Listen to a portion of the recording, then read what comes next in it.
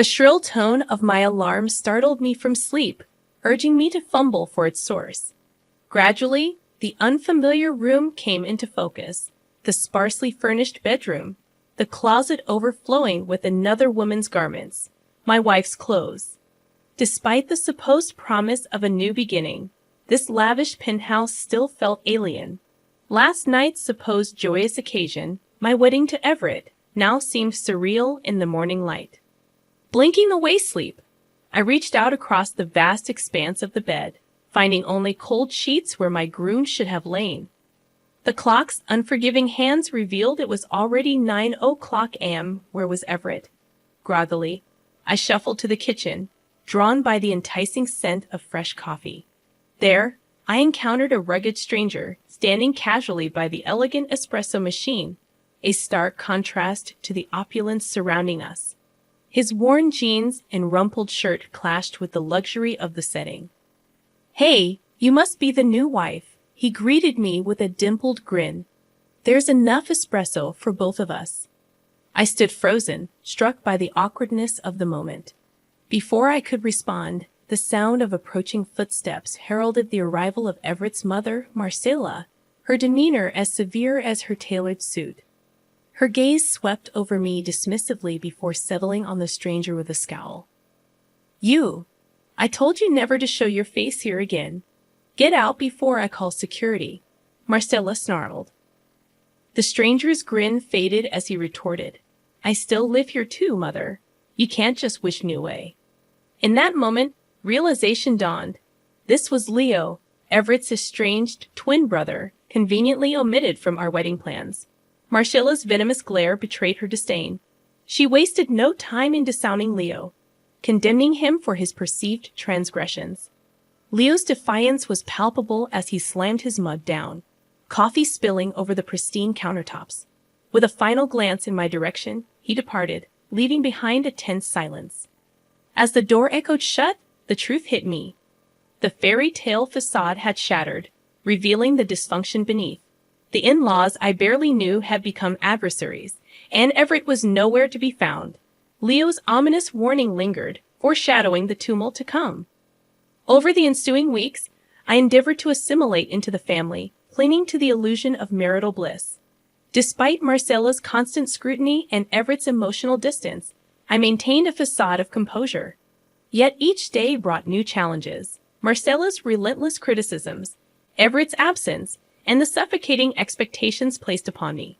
The breaking point arrived on a quiet Saturday morning, as I prepared Everett's favorite pancakes, only to realize that my sacrifices had become servitude, and my dreams of happiness were fading fast. Marcel was already bustling around the kitchen when I entered. "Oh, don't bother yourself, dear," she said with feigned concern. "I didn't want you exerting yourself. Why don't you relax?" My fists clenched around the whisk I was holding. "This is my household, too. Please allow me," I retorted. Marcella's eyes flashed dangerously, but she begrudgingly stepped aside as I mixed the batter. Gaining a few pounds already. You should be more careful. Men can be so vain," she remarked. I gasped, nearly dropping the bowl.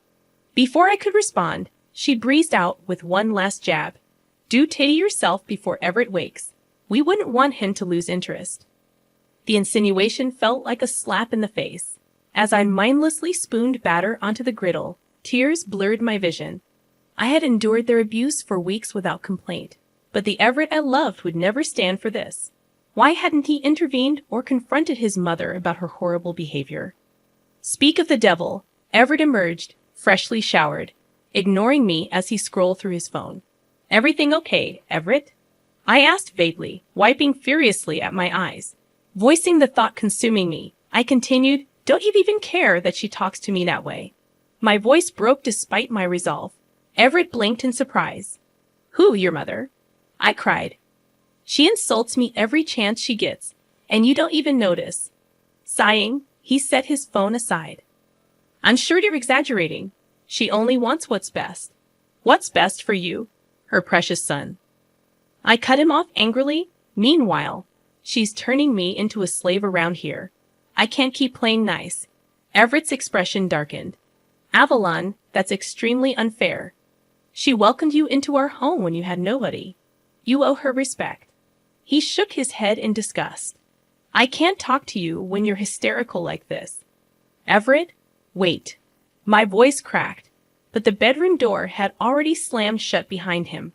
Hot, furious tears streamed down my cheeks. In a few short weeks, my husband had become an indifferent stranger under his mother's spell. Maybe Leo had warned me for a reason, if only I had listened. Suddenly suspicious, I rifled through Everett's desk drawers while he was out. Buried amongst credit card bills, I found photos of Everett with a glamorous blonde nuzzling at a seaside resort, their flashy rings conspicuous on their intertwined hands. The pancake batter solidified in the bowl forgotten. Leah was right. I needed to escape this madness. Perhaps it was time I finally listened. I raced out of the suffocating penthouse, photos clutched in one trembling hand, the evidence of Everett's betrayal feeling like a knife twisting in my gut. I blinked back furious tears as I aimlessly wandered the city streets. How could I have been so stupid, so naive? Everett had spun a silken web of lies, snaring me as his picture-perfect bride, and I had smiled obliviously through it all. Well, not anymore. Avalon, the pushover, was gone. From her ashes would rise a warrior, someone Marcella and Everett would rue crossing, lost in vengeful thoughts. I collided with the burly figure, his strong hands gripping my shoulders, steadying me. I froze, recognizing the familiar face. We have to stop meeting like this, Leo said lightly, though his green eyes betrayed concern. What are you doing out here alone? On impulse, I thrust the incriminating photos at Leo. He studied them intently, brow furrowed. I guess congratulations are in order, he finally said. How does it feel to become another of my brother's disposable playthings? His words stabbed painfully at the fresh wound, threatening to undo my resolve. Forcing strength into my voice, I replied, Everett will regret the day he used me so callously, and Marcella will wish she never laid a hand on me. Lita let out an impressed whistle. Well, kitten shows her claws. I wouldn't want to be on your bad side. His amusement faded quickly, his expression turning solemn. In all seriousness, Avalon, you need to get away while you still can, Leo advised. I bristled at his doubts. After steeling myself for revenge, you think I can't handle them? Leo's gaze was intense. I've seen their games firsthand, how they use people up like disposable assets to further their own selfish interests, he explained. Pain creased the corners of his eyes. When I confronted Mother about her shady dealings, she convinced my own twin to turn against me. My anger wavered at the ache in his voice. This wasn't just a cautionary tale. It was Leo's lived trauma at the hands of my new in-laws. Noticing my sympathy, he added gently, I know how intoxicating their web of lies can be, how easy it is to get drawn in and trapped. Don't waste any more time on them, Avalon. Just get out before you lose yourself, too. His compassion pierced through my brewing storm of fury and bitterness. But no, I had already lost too much. My reputation, my self-worth, my identity. I needed to take it back, no matter the cost. Lifting my chin, new resolve flooding my veins, I replied, I appreciate your concern, Leo, but I won't be scared off so easily. Your family hurt me deeply, and now they'll face the consequences. With unexpected fierceness, I pulled Leo into a brief, hard hug, then strode off without looking back, more determined than ever to make Everett and Marcella pay. Returning to the penthouse, bursting with self-righteous fury, I found only an empty apartment echoing with ghosts of my dashed dreams. Fine, if those cowards wanted to hide from confronting me, I would take advantage of their absence. I rifled through Marcella's home office, gathering financial statements and copying files off her computer onto a flash drive. My future mother-in-law's shady real estate schemes would be the lethal ammunition. Just as I finished, footsteps sounded outside. Hastily, I crammed the flash drive into my pocket just as Everett entered, his mother conspicuously absent. My husband swept his judging gaze over the chaotic scene. What are you doing in Mother's office? I forced nonchalance into my voice.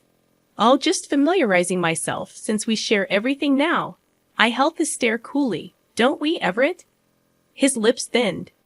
Is this about those ludicrous accusations earlier? You ransacking private property isn't exactly helping your mental state. I bristled as he went on. Mother thinks, and I'm starting to agree, that the stress of this transition has been too much for you emotionally. Perhaps we rushed into this marriage. His words landed like physical blows. After all I had endured from him and his toxic mother, now he was suggesting I was the problem. Blinded by outrage, I grabbed a heavy paperweight off Marcella's desk and hurled it viciously against the wall. It hit with a resounding crash, leaving a sizable dent. How dare you? My voice shook with fury and anguish. You bring me into your family under false pretenses. You stand by while your mother ridicules and abuses me. I stabbed an accusing finger at Everett. You betray our marriage vows through ongoing affairs. Then you accuse me of being mentally unwell. I tore the blonde woman's photo from my pocket and brandished it, making Everett visibly pale. Straightening my shoulders, I announced, "This destructive dynamic ends today. You and your toxic mother don't own or control me any longer." I shoved past Everett, pausing at the doorway to deliver my parting blow. Consider this my line in the sand. I won't be caught off guard again when you inevitably cross it. I let my words sink in before walking away with my head held high. The time had come to launch my counterattack on Everett and Marcella for daring to use and abuse me. My marching orders were clear: destroy the source. I hastily packed my essentials, anxious to quit this toxic residence for good. As I rifled through my things, I uncovered items I had treasured during my brief marriage. Photo booth strips of Everett and me giggling together, the engraved Tiffany bracelet he gifted to my lovely wife. Bile rose in my throat. I swept the sentimental debris off the dresser, violently taking grim satisfaction from the noisy clatter. Let the maids deal with this false evidence tainting Everett's perfectly curated image. My raging thoughts were interrupted by a gentle clearing of the throat. I whirled around defensively before recognizing the sympathetic face of Sophia, one of the longtime housekeepers. "Sorry to disturb you, Mrs. Avalon," Sophia said softly. "I just wanted to say if you need any help, I'm here." I studied the older woman uncertainly. Why would a staff member risk defying her tyrannical employers to assist me? But Sophia's kind eyes held no deception. I decided to take a chance. "Did you know?" I asked bluntly about Everett's affairs and his mother's abuse. Sophia nodded shamefaced. "Mrs. Marcella ensures our discretion, but please know I never condone their behavior." She hesitated before adding quietly, "Several former wives confided in me before receiving their severance packages." I absorbed this with dawning horror and clarity. My initial blind rage had narrowed my focus, but Sophia grounded me in the stark reality of this pattern of mistreatment. I was hardly the first to suffer this cruel cycle, merely the latest victim. If I didn't act decisively, I grabbed Sophia's hands urgently. "I can't let them keep doing this, but I'll need proof to expose them. Letters, photos, documentation." I held her earnest gaze. "You've seen things, Sophia. With your help, we could end this toxic cycle for good." Sophia studied me for a long moment before giving a firm nod. "Gather your evidence and do what must be done," she declared boldly. "I should have spoken up long ago. Now we make this right." We quickly formulated a plan. With the family conveniently out of town, Sophia would secretly retrieve incriminating items from their offices while I moved out unnoticed.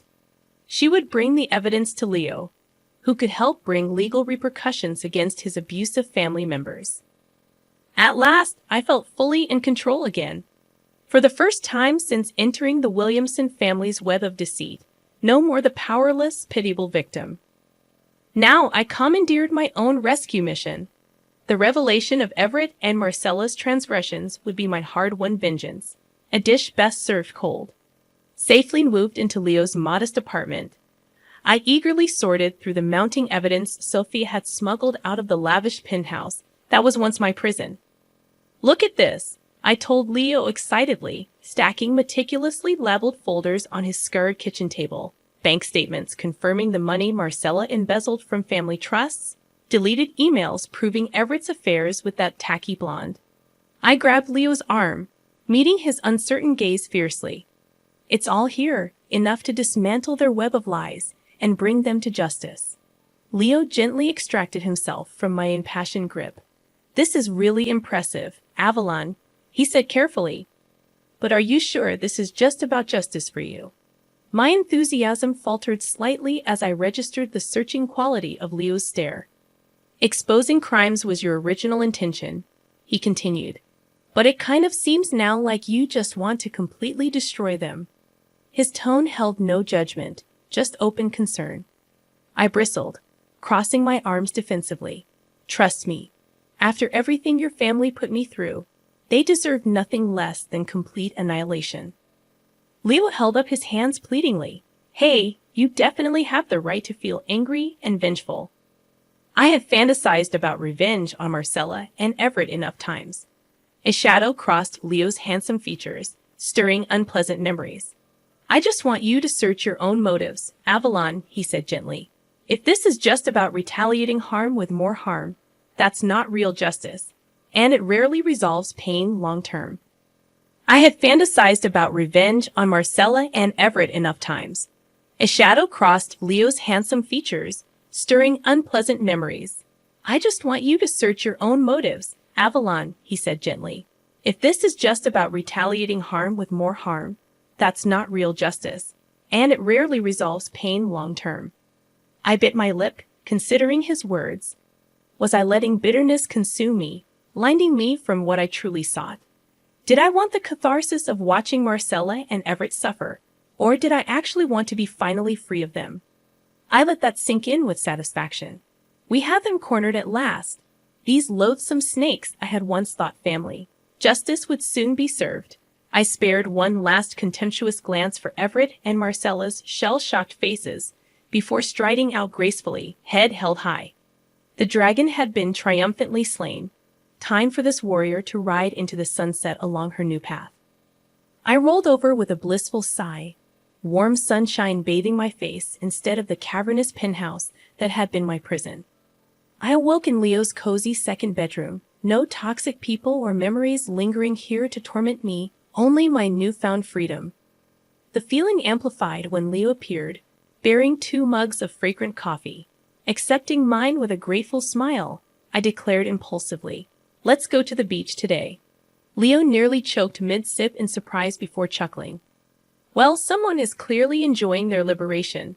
What prompted this? I stretched lazily, higher spirits than I'd felt in ages infusing me. The thought just occurred to me that I can actually do whatever I want now without asking permission. It was true, the permanent clouds of fear and uncertainty had finally lifted. I had broken decisively from Everett and Marcella, now awaiting sentencing thanks to the overwhelming evidence Leo and I provided. My lawyers were ruthlessly pursuing both the divorce and criminal restitution I deserved. Meanwhile, Sophia and other staff had surfaced with their own grievances. Yesterday, I received a call that the family company would be permanently dissolving under the weight of lawsuits and criminal probe. No sympathetic connections or crisis PR could save the disgraced mother and son. Now karma comes for us all eventually, Leo remarked when I shared the news, his expression turning solemn. Still, seeing Everett's life unravel this way is harder than I expected. He's still my twin, you know. I covered his hand gently, acknowledging the pain and history only Leo fully understood. You have such a big heart behind that gruff exterior, Leo, I said softly. He grunted ambiguously. Yeah, well, guess we both turned out as the black sheep. Rising from ashes, a slow, genuine smile warmed his rugged features. At least neither of us is alone anymore. No, we're not alone, I agreed contentedly. Together we have faced pain and adversity, emerging indelibly bonded and renewed. I had arrived broken and bent, but now confidence and conviction ran through my veins.